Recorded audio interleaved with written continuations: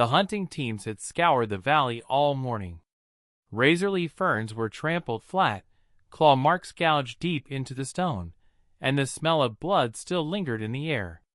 The apex predator of this moon, known to the allied races only as a Scarlac, had vanished from its lair. For the Galactic Academy, this was not just a biological curiosity. It was a crisis. The Scarlac was a beast so vicious that even armored hunters gave it a wide berth. Its den was supposed to be sealed, its movements monitored, its danger contained.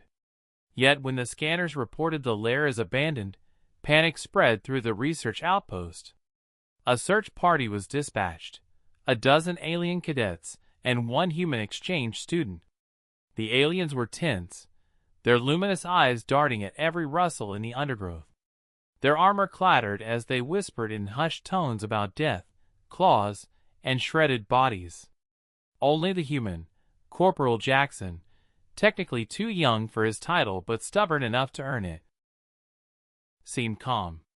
He walked with his helmet clipped to his belt, humming to himself as if he were hiking a trail on Earth. His companions stared at him in disbelief. "Human," hissed Varric, a scale cadet from the Gorth Confederacy. "You do not understand. A Scarlac does not leave its den unless it hunts.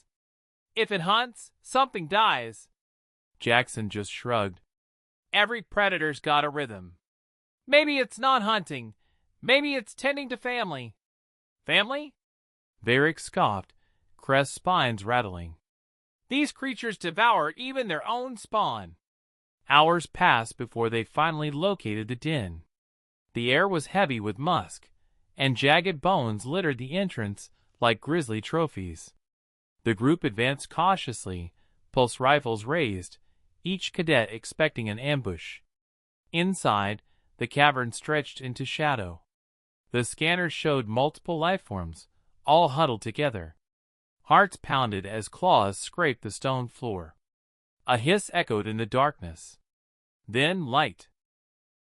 A wrist lamp flickered on, and what it revealed froze the entire party.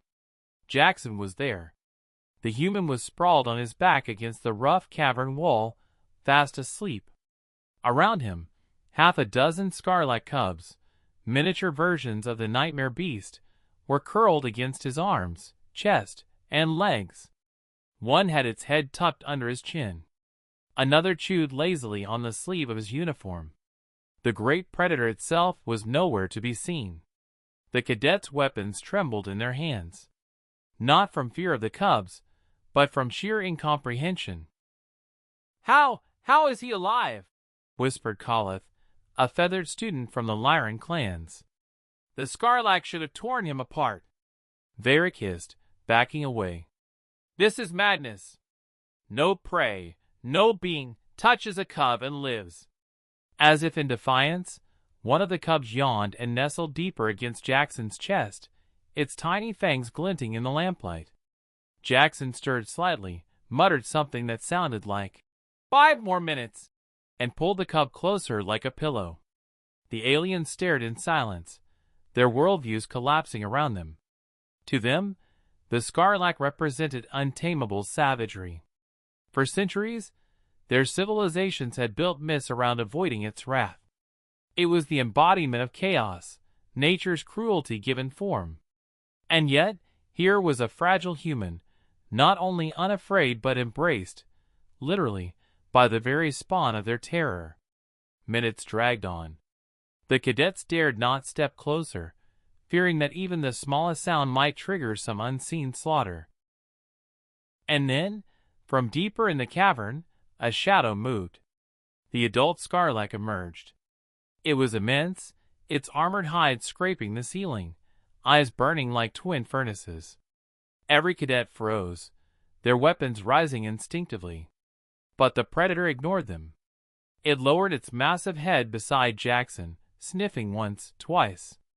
The human mumbled something unintelligible, rolled slightly, and ended up with one hand resting casually on the beast's snout. The Scarlac exhaled, a rumbling breath that shook dust from the rocks.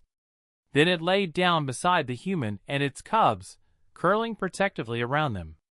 No one spoke. No one could. In that moment, the cadets understood something fundamental about humanity, something terrifying and wondrous. The predators of Earth had once been wolves, lions, bears, creatures tamed not by force, but by strange bonds humans forged through patience, defiance, and reckless trust. That same instinct had carried across the stars.